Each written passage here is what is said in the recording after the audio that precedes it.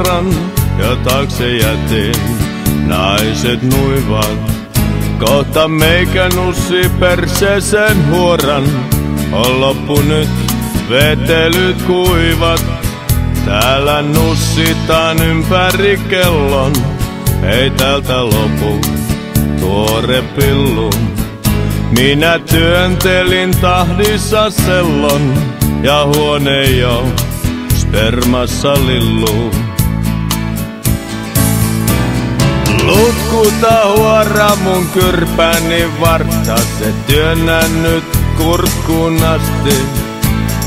Pitkähän on se kuin Aasian kartta ja paineella lentää lasti.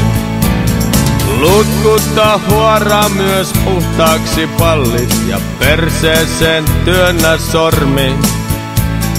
Toiveeni kaikki, jos mulle nyt sallit, niin puhtaaksi rassahormi.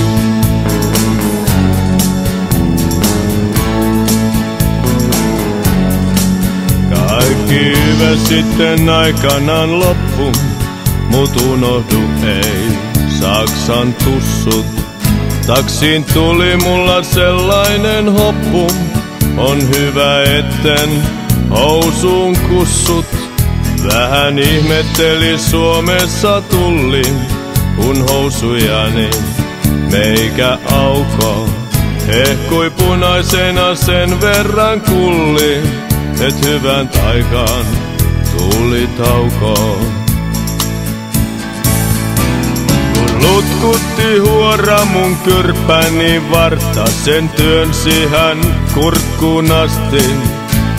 Pitkähän ol se kuin Aasian kartta ja paineella lensi lasti. Lutkutti huora myös puhtaaksi pallit ja perseeseen työntyi sormi. Toiveeni kaikki hän minulle salli, niin puhtaaksi tuli hormi.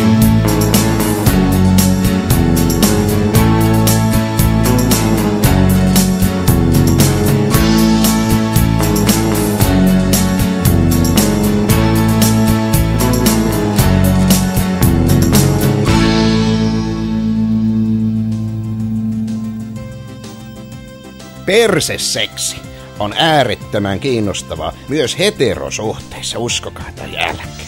Hanuriin poraamisessa on syytä ottaa huomioon muutamia asioita siinäkin. Persereikä on yleensä pienempi kuin pillu, joten se kannattaa ensin rasvata joko liukuvoiteella, pillulimalla tai vaihtoehtoisesti syljellä. Mikäli kyseessä on ruskean reijän neitsyt matka, kannattaa olla äärettömän varovainen. Muutenkin perseeseen poraamisessa tulisi käyttää tervettä maalaisjärkeä, sillä kyseessä on ihmiselle elintärkeä pakoputki eli persreikä. Perseseksin jälkeen kannattaa välttää suuseksiä tai ainakin suutelua sen jälkeen. Muuten jää vaan paskan maku koko hommasta suuhun.